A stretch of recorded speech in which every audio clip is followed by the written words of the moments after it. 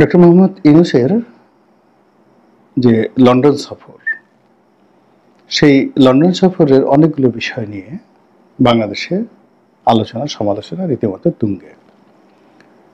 বিভিন্ন জন বিভিন্নভাবে বিষয়টি বিশ্লেষণ করার চেষ্টা করছেন। পবিত্র ঈদুল আজহার পর সেনাপ্রধানের সঙ্গে তার যে বৈঠক এবং সস্ত্রীক সেনাপ্রধান যেভাবে তার সঙ্গে দেখা করেছেন এবং তাদের দুজনের মধ্যে যে বডি ল্যাঙ্গুয়েজ, সেখানে স্পষ্টতই বোঝা যাচ্ছে যে বরফ গলেছে। ডক্টর মোহাম্মদ ইউনূস যেভাবে হেসেছেন, তারপরে সেনাপ্রধান যেভাবে তার যে খুশি, সেই খুশির তিনি চেপে রাখতে পারেননি। তাতে মনে হয়েছিল যে গত কয়েক মাসে সেনাপ্রধান এবং ডক্টর মোহাম্মদ ইউনূসের মধ্যে যে দূরত্ব তৈরি হয়েছিল, সেটা এই পবিত্র ঈদুল আজহার এই সময়টিতে কেটে গেছে এবং এর পেছনে নানা রকম আন্তর্জাতিক চাপ, সেটা ইউনূস সাহেবের উপরে হতে পারে, সেনাপ্রধানের উপর হতে পারে, যা হোক, যার প্রেক্ষিতে তাদের মধ্যে একটা সৌহার্দ্যপূর্ণ সাক্ষাৎকার হয়েছে। এবং আর আশ্চর্য ব্যাপার হলো যে এই সাক্ষাৎকারটির আগে সেনাপ্রধান যে সাক্ষাৎ করলেন, তার আগে ডক্টর মোহাম্মদ ইউনূস জাতির উদ্দেশ্যে একটা ভাষণ দিয়েছেন এবং সেই ভাষণে তিনি সরাসরি বিএনপিকে এবং সেনাপ্রধানকে একটা চ্যালেঞ্জ ছুড়ে দিয়েছেন। যেন তেন চ্যালেঞ্জ নয়, বিএনপির পক্ষ থেকে, সেনাপ্রধানের পক্ষ থেকে যুগপৎ একটা চ্যালেঞ্জ ছিল যে ডিসেম্বরের মধ্যে নির্বাচন হবে এবং নতুন বছরে 2026 সনের জানুয়ারিতে একটি নতুন সরকার ক্ষমতায় আসবে।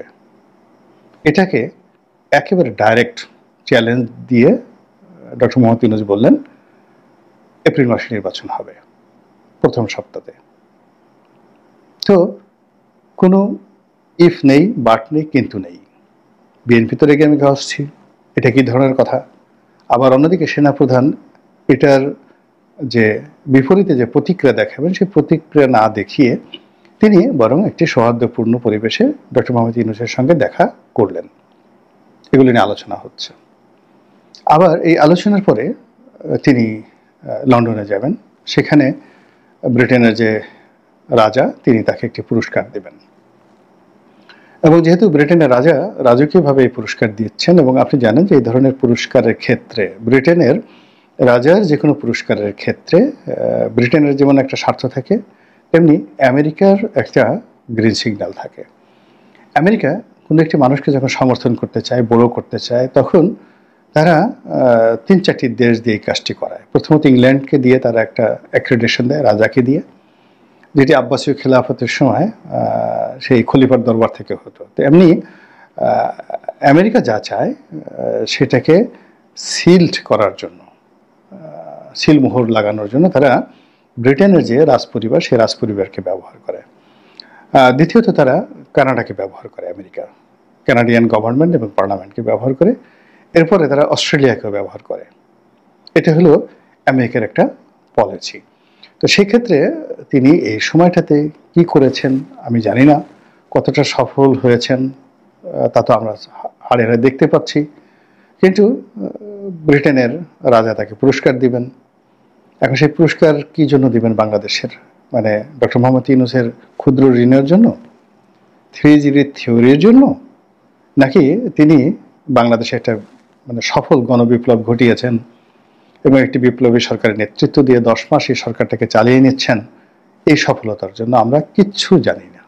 কিন্তু যেটা আন্দাজ করতে পারি সেটি হলো এই যে তাকে একটা পুরস্কার দেওয়া হচ্ছে, সারা পৃথিবীর গণমাধ্যমে এটি প্রকাশিত হবে, বিবিসি দৌড় দেবে, CNN দৌড় দিবে, ইকোনমিস্ট এগিয়ে আসবে, তারপর অন্যান্য যে সকল আরও বিখ্যাত পত্রিকা রয়েছে, আল জাজিরা তার পিছনে ছুটবে। এবং এটাই আমেরিকা চাচ্ছে এবং ডক্টর মোহাম্মদ ইউনূস চাচ্ছেন। এবং ডক্টর মোহাম্মদ ইউনূস মেন্টালি তিনি বাংলাদেশের সাংবাদিকদেরকে সাংবাদিক মনে করেন না, এদের সাথে কথা বলা তার রুচিতে বাধে। এই জন্য তার যদি কোনো কথাবার্তা বলতে হয়, তিনি সবসময় আন্তর্জাতিক গণমাধ্যমে কথা বলতে অভ্যস্ত এবং ওটাকে তিনি মেনে নেন। এমনকি শেখ হাসিনা তার বিরুদ্ধে বাংলাদেশে এত কিছু বলেছেন, তিনি কখনো কোনো সাংবাদিকের কাছে বলেননি যে আমাকে নিয়ে 2 কলম লিখো, বা তার যে মিডিয়া সেল, সেই মিডিয়া সেল বাংলাদেশের কোনো সংবাদপত্রের সঙ্গে ওইভাবে যোগাযোগ করার চেয়ে তারা বরং আন্তর্জাতিক গণমাধ্যমের সঙ্গে যোগাযোগ রক্ষা করেছেন। তো এই যে ডক্টর মোহাম্মদ ইউনূসের আন্তর্জাতিকতা, মানে তিনি যদি বিদেশের মাটিতে বসে এক কাপ চাও খান, এটি বাংলাদেশে ঘি পোলাও এসে তার কাছে উপাদেয়। তিনি যদি হোয়াইট হাউসের একজন অধস্তন কর্মকর্তা, তার সঙ্গে তিনি বৈঠক করেন কোনো একটা ক্যাফেটেরিয়াতে বসে, ওটা তার কাছে এতটা গুরুত্বপূর্ণ যে বাংলাদেশের যে কোনো রাজনৈতিক দলের হর্তাকর্তার সঙ্গে তার বৈঠক এসছে, ওটাকে তিনি গুরুত্বপূর্ণ মনে করেন। তো সেই যে আন্তর্জাতিক যে লবি তার রয়েছে, সেই লবির ক্ষেত্রে যদি আপনি বিচার করেন, বিশ্লেষণ করেন, তাহলে একমাত্র আওয়ামী লীগের সেই আন্তর্জাতিক লবিটা রয়েছে, যারা ডক্টর মোহাম্মদ ইউনূসের সঙ্গে ইনপার্সন যোগাযোগ রক্ষা করতে পারে। সেই প্রসঙ্গে পরে আসবো, তার আগে যেটা বলে নেই সেটা হলো তিনি যে লন্ডন যাবেন, লন্ডন যাওয়ার পরে তার সঙ্গে তারেক রহমান সাহেবের একটা বৈঠক হতে পারে, এটি নিয়ে সবাই ইমাজিন করছেন। এটার কোনো সত্যতা নেই, এটার কোনো বাস্তবতা নেই। বিএনপির পক্ষ থেকে কিছু বলা হয়নি, ডক্টর মোহাম্মদ ইউনূসের পক্ষ থেকে কিছু বলা হয়নি, কিন্তু আমরা আশা করছি। ফলে আমরা বানিয়ে বানিয়ে নানা রকম কাব্য তৈরি করছি, শিল্প সাহিত্য তৈরি করছি যে ডক্টর মোহাম্মদ ইউনূসের সাথে তারেক রহমান সাহেবের একটা বৈঠক হবে, তারপরে বিশাল কিছু একটা হবে। এটা জাস্ট আমাদের একটা কল্পনা, কিন্তু এটা আদৌ হবে কি হবে না এটা আমরা কিচ্ছু জানি না, এবং হওয়ার সম্ভাবনা চাইতে না হওয়ার সম্ভাবনাটা খুব বেশি। এই গেল ডক্টর মোহাম্মদ ইউনূস ভার্সেস তারেক রহমান। কিন্তু যেটি আমরা কল্পনা করিনি, আমাদের মস্তিষ্কে যেটা আসেনি, সেটি হলো শেখ হাসিনার বোনের মেয়ে, ব্রিটিশ সংসদ সদস্য, প্রায় 4 বার যিনি এমপি হয়েছেন, এবং ব্রিটিশ সরকারের একজন গুরুত্বপূর্ণ মন্ত্রী ছিলেন, খুবই গুরুত্বপূর্ণ মন্ত্রী ছিলেন, এবং বর্তমান যিনি প্রধানমন্ত্রী রয়েছেন তার খুব ঘনিষ্ঠ বন্ধু, সেই টিউলিপ সিদ্দিকী নাটকীয়ভাবে, ড্রামাটিক্যালি একটা চিঠি লিখেছেন ডক্টর মোহাম্মদ ইউনূসকে। চিঠির ভাষা খুবই চাতুর্যপূর্ণ, খুবই প্রফেশনাল, এবং এই চিঠিটি ডক্টর মোহাম্মদ ইউনূসের জন্য একটা লায়াবিলিটিস হয়ে পড়েছে, ইতিবাচক এবং নেতিবাচক অর্থে। নেতিবাচক হলো যে চিঠিতে টিউলিপ সিদ্দিকী তাকে একবারও অন্তর্বর্তীকালীন সরকারের চিফ অ্যাডভাইজার বা রাষ্ট্রপ্রধান বা সরকার প্রধান কোনো কিছু সম্বোধন করেননি। তার কাছে যে সকল অভিযোগ করেছেন, যে সকল কথাবার্তা বলেছেন, তাতে ডক্টর মোহাম্মদ ইউনূসের যে কর্মকাণ্ড, তার সরকারের কর্মকাণ্ডকে তিনি চ্যালেঞ্জ করে দিয়েছেন। তো এই চিঠির ভাষা তার জন্য অবমাননাকর। এই গেল এক। দ্বিতীয়ত, তিনি এই চিঠিটি লিখেছেন on behalf of British parliament, অর্থাৎ তিনি ব্যক্তি টিউলিপ সিদ্দিকী নন। তিনি সেখানে উল্লেখ করেছেন তার রাজনৈতিক পরিচয়, তিনি বর্তমানে সংসদ সদস্য এবং he is representing the British government and British parliament. তো ব্রিটিশ পার্লামেন্টের একজন member of parliament doctor Mohammad ইউনূসের সঙ্গে সাক্ষাৎ করার জন্য একটা চিঠি লিখেছেন, সেটা যে ভাষায় হোক না কেন, এটা যদি ডক্টর মোহাম্মদ ইউনূস রিফিউজ করেন, এটি ব্রিটিশ জাতির আত্মাভিমানে লাগবে। ব্রিটিশ এবং আমেরিকান তাদের সঙ্গে যারা কাজ করেছেন, মূল ব্যাপার হলো তাদের দেশের যদি আপনি একটা রাস্তার ছোট প্রাণীকে অপমান করেন, সেই অপমানের প্রতিশোধ নেওয়ার জন্য তারা যে কোনো মাটিকে ধুলায় মিশিয়ে দিতে পারে, এবং এটাই তাদের আভিজাত্য।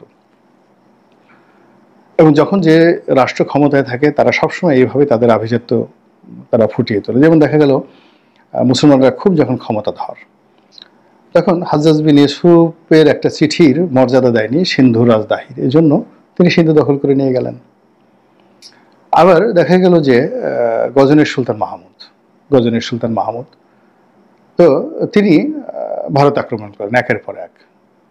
তো এর পেছনে দেখা গেল যে তার কথা কেউ মানেনি। তো এরকম অসংখ্য ঘটনা রয়ে গেছে। তো সেইভাবে ব্রিটিশ আমেরিকানরা এখন মনে করে they are the lord of the rings, তারা সারা পৃথিবী শাসন করছেন। তো কাজেই তাদের যে কোনো একটা নাগরিক, এমপি তো দূরের কথা, মন্ত্রী তো দূরের কথা, যে কোনো একটা নাগরিক তাকে কোনো একটা রাষ্ট্র যদি অপমান করে, কষ্ট দেয়, তাহলে সেই রাষ্ট্রের বিরুদ্ধে তারা রীতিমতো যুদ্ধ ঘোষণা করে। তো সেই দিক থেকে টিউলিপ সিদ্দিকী যে চিঠিটা লিখেছেন, এটিকে ডক্টর মোহাম্মদ ইউনূস কীভাবে মূল্যায়ন করবে তার উপর ব্রিটিশ সরকারের সঙ্গে তার সম্পর্ক নির্ভর করবে। এইরকম একটা কূটনৈতিক জটিলতায় টিউলিপ সিদ্দিকী তাকে ফেলে দিয়েছেন, এবং সেটি নিয়ে এখন আলোচনা হচ্ছে। তো কই বিএনপির সঙ্গে আলোচনা হবে সেটা বাদ দিয়ে এখন টিউলিপ সিদ্দিকের সঙ্গে আলোচনা হবে, কি হবে না ইত্যাদি নিয়ে কথাবার্তা হচ্ছে। অর্থাৎ ঘুরে ফিরে আমরা আওয়ামী লীগকে, টিউলিপ সিদ্দিকী, ডক্টর মোহাম্মদ ইউনূসকে আবার একই সমীকরণে আনতে বাধ্য হচ্ছি।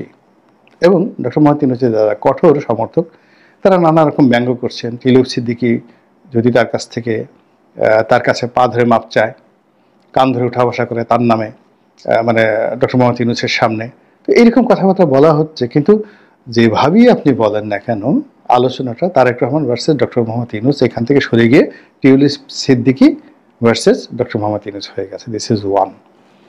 সেকেন্ড থিং হলো,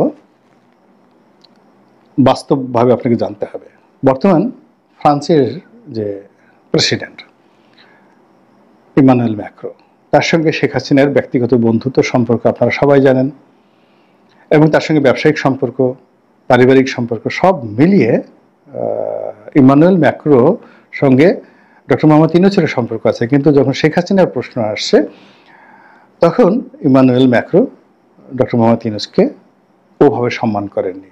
অতি সম্প্রতি ফ্রান্সে একটা বৈঠক হওয়ার কথা ছিল এবং সেই বৈঠকে তিনি সাইড লাইনে ম্যাক্রোর সঙ্গে একটা বৈঠক করার চেষ্টা করেছেন, কিন্তু ম্যাক্রো সেটা অ্যাভয়েড করেছেন। ইট মিনস ফ্রান্সের সাথে ম্যাক্রোর সাথে শেখ হাসিনার যে সম্পর্ক, ওই সম্পর্কটা এখন ডক্টর মোহাম্মদ ইউনূসের জন্য গলার কাটা হয়ে গেছে, আর শেখ হাসিনার জন্য it's a plus point. Similarly British রাজনীতিতে আওয়ামী লীগের যারা নেতাকর্মী রয়েছেন সেখানে তাদের যথেষ্ট গুরুত্বপূর্ণ ভূমিকা আছে, এবং শেখ হাসিনা যখন ক্ষমতায় ছিলেন লেবার পার্টিকে ক্ষমতায় আনার জন্য ব্রিটেনে যে সকল আওয়ামী লীগের নেতৃবৃন্দ রয়েছেন, they had a huge investment. অনেকে অভিযোগ করেন যে বাংলাদেশ থেকে হাজার হাজার কোটি টাকা গেছে ইংল্যান্ডে টিউলিপ সিদ্দিকী এমপিকে বানানোর জন্য এবং লেবার পার্টিকে ক্ষমতা আনার জন্য। এই একই ঘটনা ঘটেছে।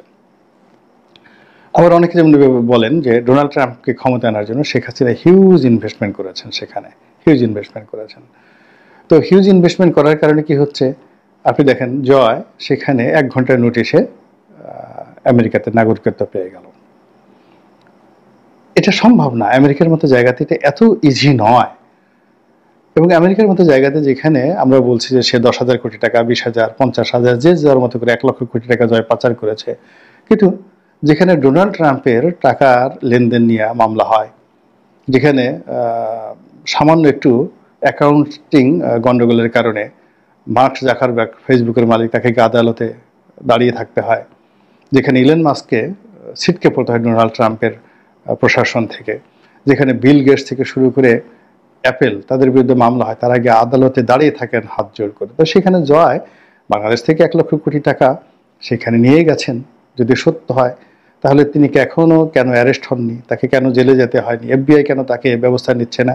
ইট মিনস দুটোর একটা মানে ঘটিত, অর্থাৎ সরকারের সাথে তার এমন একটা সম্পর্ক যে সমস্ত যা কিছু টাকা পয়সা নিয়েছে এটা আমেরিকা কাউন্ট করছে না, অথবা দেখা গেল তিনি কিছুই করেননি। দুটোর একটা।